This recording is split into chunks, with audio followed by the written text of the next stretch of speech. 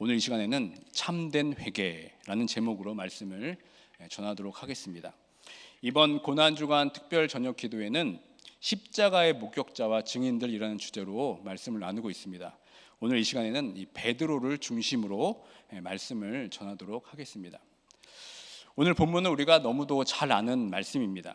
예수님의 가장 수제자이면서도 예수님의 곁을 늘 든든히 지켰던 이 베드로가 닭이 울기 전 예수님을 3번 부인한 내용이 바로 오늘의 이야기입니다. 오늘 이야기 들어가기 앞서 먼저 이 베드로에 대해서 한번 살펴보기를 원합니다. 베드로는 예수님과 함께 이 복음서의 주연으로 등장하고 있습니다. 그래서 예수님의 모든 사역 가운데 베드로는 가장 가까이 예수님을 보고 예수님의 많은 가르침을 받았고 또 많은 은혜를 누렸습니다. 그리고 누구보다 예수님을 가장 사랑하는 제자였습니다. 예수님과 이 베드로의 첫 만남으로 우리가 거슬러 올라가 보면 예수님께서 12제자를 부르실 때 가장 먼저 제자를 부름받는 사람이 바로 이 베드로였습니다.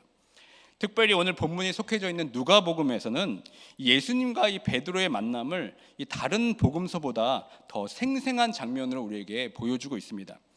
예를 들면 이 누가복음에서는 베드로가 예수님의 제자로 부름받기 전에 이미 예수님과 아는 사이로 기록하고 있습니다. 누가복음 4장 38절과 39절을 보면 예수님께서 베드로의 장모를 치유해 준 장면이 등장합니다. 그러니까 베드로가 제자로 부름받기 전에 이미 예수님께서 시몬 베드로의 집에 가서 그 집에 살고 계시는 그 열병이 앓고 있는 장모를 고쳐주셨습니다. 그러니까 베드로는 예수님의 제자가 되기 전에 예수님에 대해서 어느 정도 알고 있었습니다. 그리고 예수님께서 베드로를 부르는 이 장면도 누가복음은 이 다른 복음서보다 아주 자세하게 보여주고 있습니다. 예수님이 그 베드로를 제자로 부른 장면이 마태복음 4장과 마가복음 1장에 똑같이 기록되어 있습니다. 그런데 누가복음에만 있는 장면이 있습니다. 그것은 베드로가 예수님의 말씀에 순종해서 예수님이 말씀하신 곳에 그물을 던지자 그물이 찢어질 정도로 물고기가 많이 잡힌 후의 반응입니다. 베드로는 예수님의 무릎 앞에 엎드려서 이렇게 고백합니다. 주여 나를 떠나소서 나는 죄인이로소이다. 이 장면은 누가복음에만 유일하게 적혀있는 말씀입니다. 이처럼 누가복음은 이 베드로와 예수님의 그 특별한 관계를 부각시키고 있습니다. 그리고 결정적으로 이 베드로가 누가복음에서 가장 강렬하게 부각되는 장면이 있는데요. 그 장면이 어떤 장면입니까? 그것은 바로 베드로가 예수님을 메시아라고 고백하는 장면입니다. 그러니까 예수님께서 제자들에게 자신에 대한 이 세간에 대한 평가를 묻습니다. 그러니까 제자들은 그들이 들은 대로 예수님을 세례 요한, 엘리야 혹은 선지자 중에 한 사람이라고 답변을 내놓을 때 베드로는 누가복음 9장 20절에 보면 이렇게 고백합니다. 당신은 하나님의 그리스도이십니다. 그러니까 베드로가 예수님에 대해 하나님의 그리스도이십니다. 이 고백은 예수님의 이 공적인 사역에 아주 결정적인 전환점을 제공합니다. 예수님께서는 지금까지 한 번도 밝힌 적이 없는 놀라운 사실을 선포하시는데 그것은 바로 예수님께서 비로소 자신이 고난을 받고 십자가에서 죽임을 당하고 3일 만에 부활할 것을 비로소 이때 말씀하셨습니다. 이때부터 제자들은 혼돈에 빠지기 시작합니다. 내가 믿고 따랐던 메시아가 죽는다니, 이방의 압제를 물리치고 이스라엘을 다시 세우실 그 메시아가 죽는다는 것을 제자들은 도저히 받아들일 수가 없었습니다. 이 마가복음에 의하면 이 장면을 아주 드라마틱하게 보여줍니다. 이때 베드로가 모든 제자들을 대변하듯이 예수님께 항변하기 시작합니다. 그러니까 베드로는 고난을 받고 십자가의 죽임을 당한다는 그 말을 듣자마자 예수님을 붙잡고 항변했습니다. 이 항변한다는 뜻은 무슨 뜻입니까? 예수를 잡아 끌어서 꾸짖기 시작했다는 의미입니다. 지금 말도 안 되는 소리 하지 말라는 것이죠. 내가 모든 것을 버리고 지금 당신을 쫓아왔는데 당신이 십자가에 못 박혀 죽는다니 베드로는 도저히 용납할 수가 없었습니다. 이것은 제자들 그리고 메시아의 죽음을 이해하지 못하는 사람들의 목소리를 대변하고 있는 것입니다. 마치 이 배신을 당한 것처럼 느꼈습니다. 그래서일까요? 우리 모두가 잘 알듯이 베드로는 예수님을 3번이나 배신합니다. 3번이나 예수님을 부인합니다. 이것이 바로 제자들의 뼈아픈 실패를 보여주는 대목입니다. 그런데 제자들의 이 가장 부끄러운 이야기임에도 불구하고 이 사복음서에서는 모두 이것을 아주 상세하게 기록하고 있습니다. 사복음서에 보면 베드로에게 찾아와서 베드로에게 예수님을 아는 사람이냐고 묻는 사람들은 각각 다르게 묘사되어 있습니다. 그러나 확실한 것은 닭이 울기 전에 베드로가 예수님을 3번 부인했다는 것은 모두가 일치하고 있습니다. 예수님께서는 베드로가 자신을 부인할 것이라는 사실을 이미 알고 계셨습니다. 그리고 베드로에게 네가 닭이 울기 전에 나를 3번 부인할 것이라고 이미 예언하셨습니다. 그런데 베드로는 그 예언을 무시했습니다. 말도 안 된다면서 오히려 결코 예수님을 버리지 않겠다고 고백합니다. 그리고 필요하다면 죽음까지도 불사하겠다고 공언했습니다. 그러나 베드로는 그 고백이 무색하게 예수님을 정확하게 3번이나 부인합니다. 이것이 바로 오늘 본문의 내용입니다. 좀 더 오늘의 그 본문 속으로 좀 들어가 보겠습니다. 지금 예수님은 이 대제사장 집으로 잡혀 들어갔습니다. 이때 베드로는 멀찍이 예수님을 따라왔습니다. 그러니까 그동안 늘 곁에서 예수님과 함께 있었던 베드로는 온데간데 없고 지금 멀찍이 떨어져 있습니다. 오늘 본문인 56절부터 57절에 보시면 이름이 알려지지 않는 여종이 첫 번째로 등장합니다. 이 여종은 불빛으로 베드로의 얼굴을 확인하고서 처음에는 긴가민가 하면서 쳐다보다가 확신에 찬 목소리로 베드로를 주목하여 이렇게 얘기합니다. 이 사람도 그와 함께 있었느니라. 이때 베드로가 어떻게 대답합니까? 다 같이 22장 57절을 함께 읽겠습니다. 시작.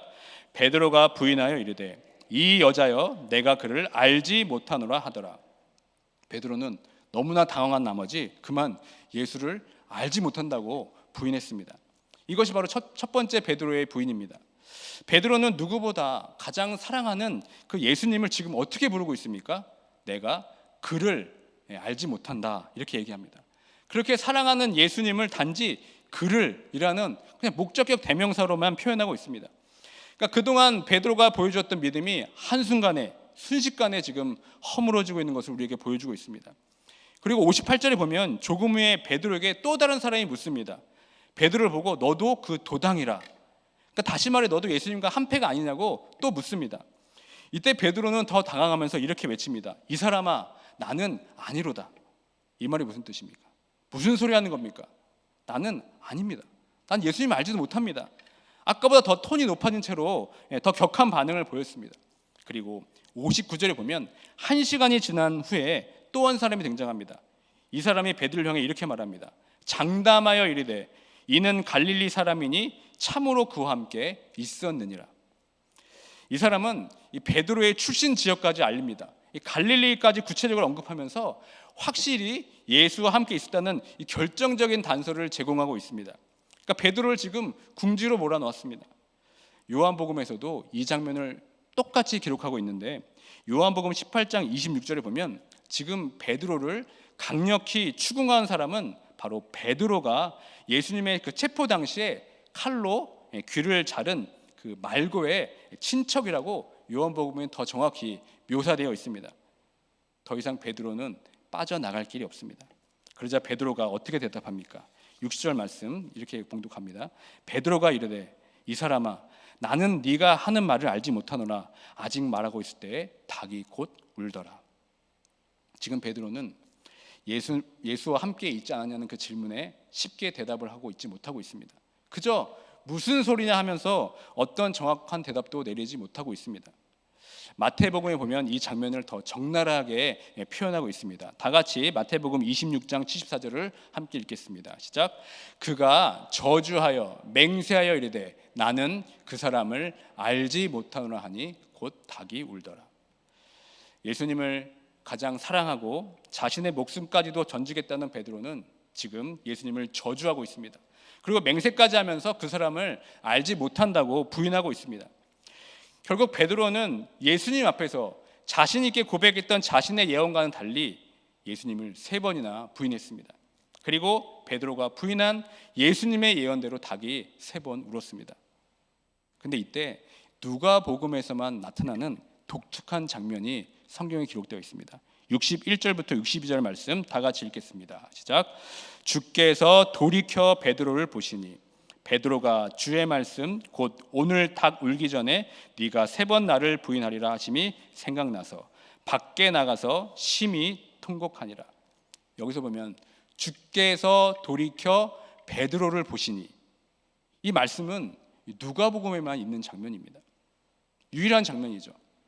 오늘 본문 가운데서 베드로의 부인 장면에서 예수님의 모습이 처음으로 우리에게 묘사되고 있습니다.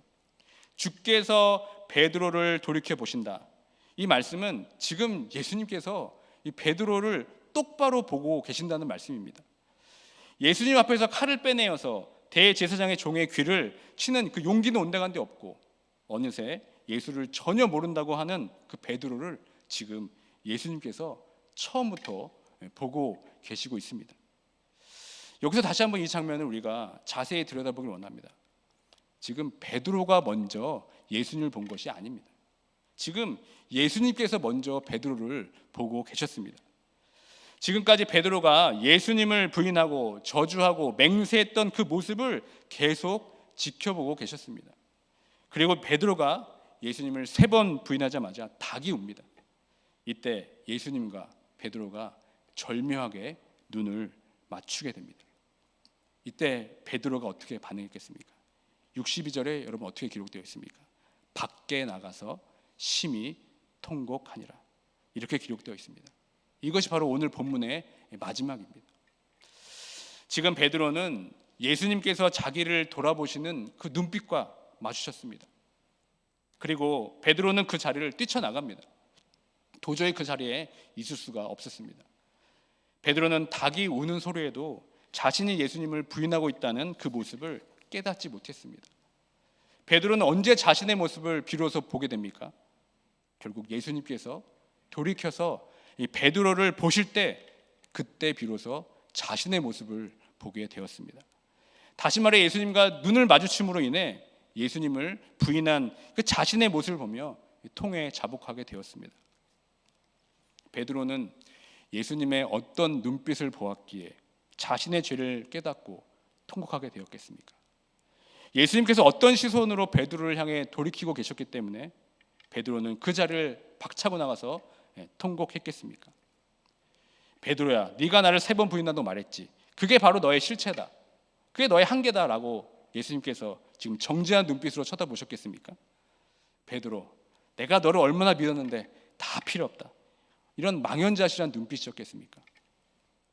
예수님은 어떤 눈빛으로 베드로를 바라보고 있었겠습니까? 예수님과 베드로 사이에 어떤 눈맞춤이 있었겠습니까? 베드로는 예수님과 3년 동안 동거동락하면서 예수님의 그 눈빛을 누구보다 잘 알고 있었습니다.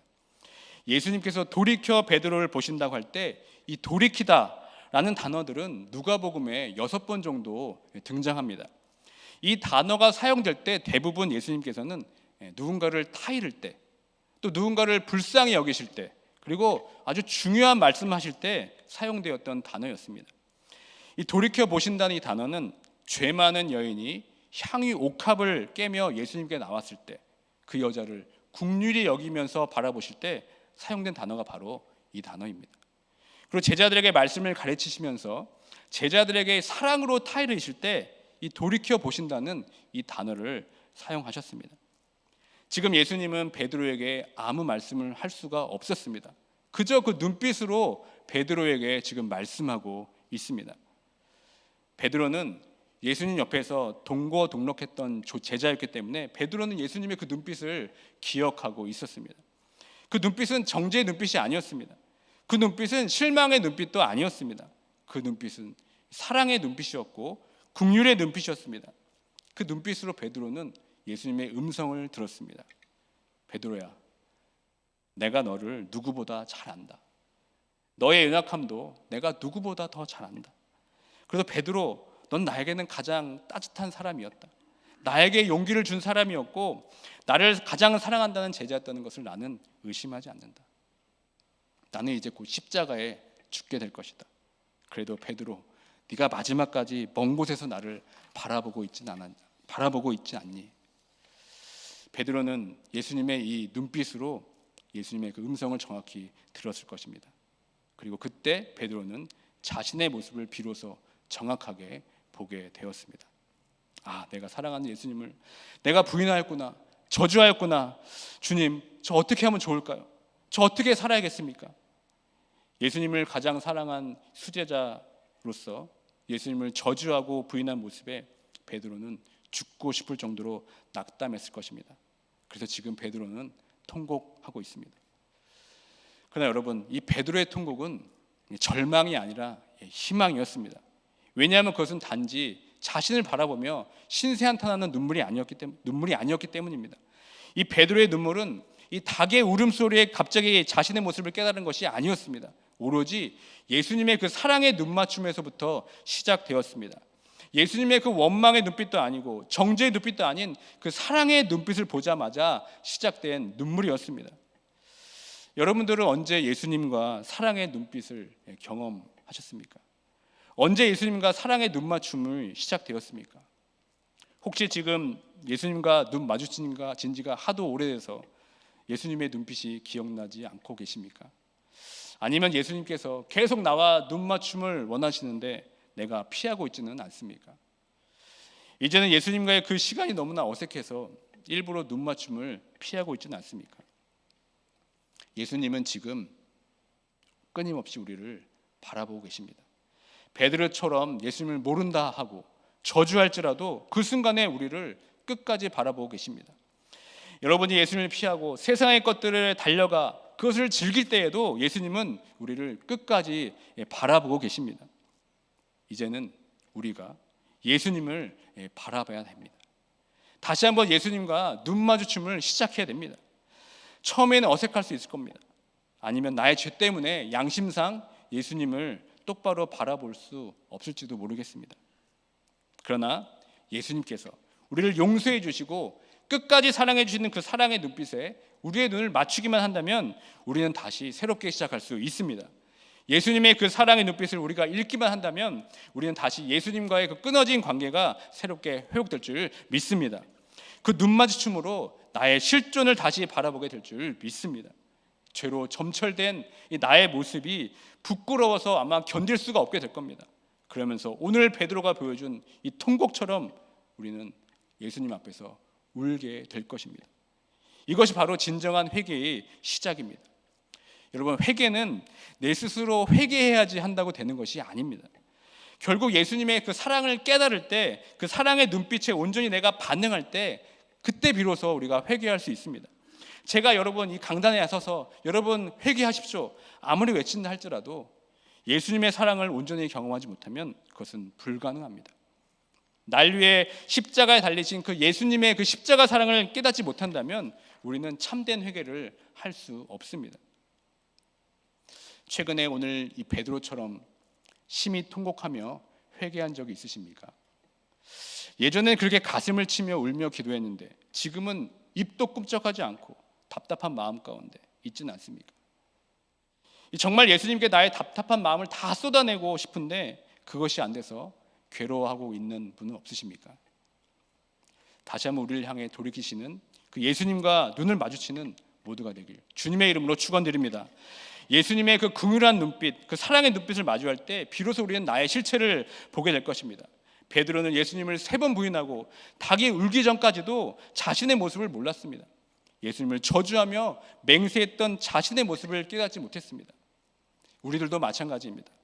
예수님만 사랑하겠다고, 예수님께 헌신하게 살겠다고 당당히 외쳤지만 지금은 정반대로 살고 있는 나의 모습을 우리는 여전히 모르고 있지는 않습니까? 이웃을 섬기고 이웃을 사랑하겠다고 다짐했지만 여전히 미워하고 마음을 닫은 채 살아가고 있지는 않습니까? 이제 다시 예수님과 눈 마주침을 하는 모두가 되길 바랍니다. 예수님과 사랑의 눈 마주침으로 다시 예수님의 사랑을 경험하게 될 때 우리는 다시 예수님과 온전한 관계로 나아가게 될 줄 믿습니다. 오늘 본문에서 베드로는 심히 통곡하는 것으로 끝이 납니다. 그러나 베드로는 이 사건 이후로 그의 삶은 180도 바뀌게 됩니다. 그 이후로는 베드로는 예수님을 부인하는 자에서 예수님을 진짜 사랑하는 제자로 살아가게 됩니다. 회개는 나의 잘못을 고백하는 것이라고 생각합니다. 물론 맞습니다. 그러나 그것은 소극적인 회개입니다. 회개라고 하니까 내가 지은 죄들을 생각해내는 것은 소극적인 회개입니다. 그러나 참된 회개는 나의 죄를 겨우 찾아내서 예수님께 구하는 것이 아닙니다. 이 참된 회개는 나를 압도하는 예수님의 사랑을 경험하게 될 때 나는 나의 죄를 바라볼 새도 없이 나의 죄를 낱낱이 고백하기 전에 그 사랑에 그저 심히 통곡할 뿐입니다. 이성적인 말도 아니고 과거의 죄를 하나하나 끄집어내는 것이 아니라 그저 압도하는 그 사랑에 우리는 목매어 울 뿐입니다. 결국 내가 예수를 부인하고 예수를 못 박았지만 예수님의 사랑을 경험하게 될 때 우리는 예수님을 사랑한다고 고백할 수밖에 없습니다. 이 참된 회개는 잘못했습니다라고 회개하는 것으로 끝나지 않습니다. 주님 잘못했습니다. 그리고 주님 사랑합니다. 이렇게 끝나는 것이 바로 참된 회개입니다. 그 사랑에 힘입어 다시는 나는 죄의 길에 들어서지 않는 겁니다. 그 사랑 때문에 예수님께서 원하시는 그 삶을 살아가게 되는 겁니다.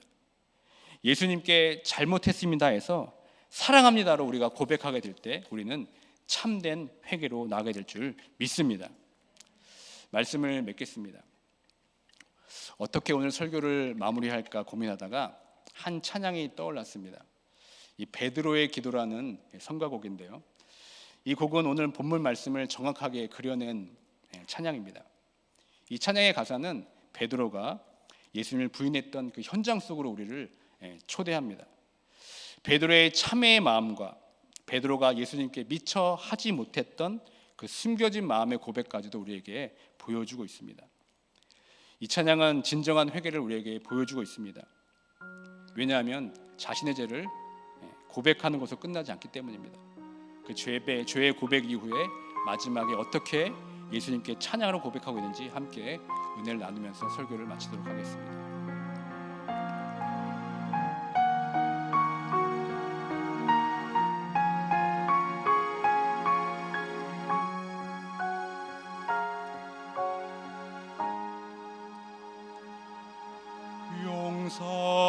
용서받을 수 없는 나의 모든 더러운 죄 주 앞에 나갈 수 없어 그저 울며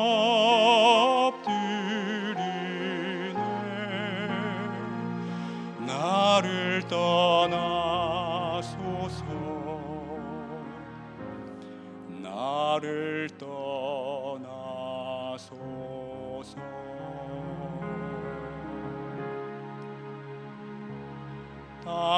땀방울 피방울로 흘리셨던 겟세마네 엎드려 기도하실 때 어리석은 제자들은 그 옆에 잠들어 주버려도 없네 깊은 슬픔 홀로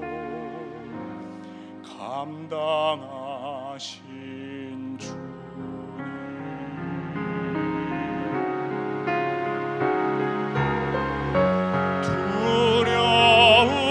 두려움이 나를 삼킨 그날 밤 그때에 나 주를 부인하였네.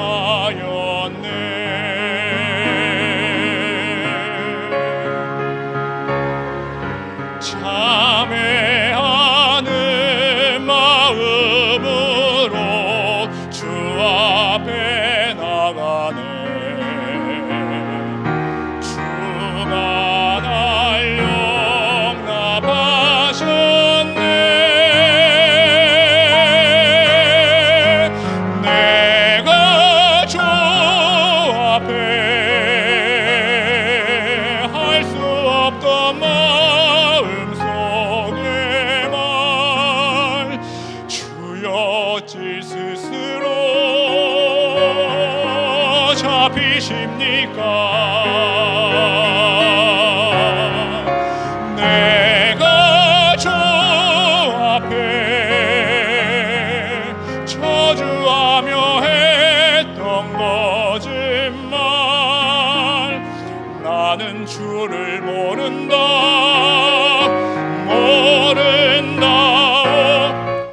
그러나 내가 주를 사랑함을 주께서 아시나이다. 주는 그리스도 예수 살아계신 하나님의 아들이시나이다.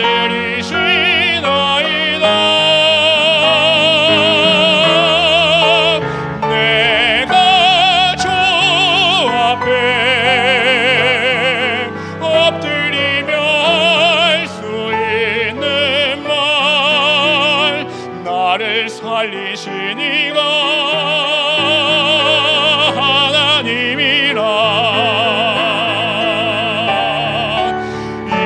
이제 주 앞에 감사하며 고백하는 말, 주님 사랑합니다. 전신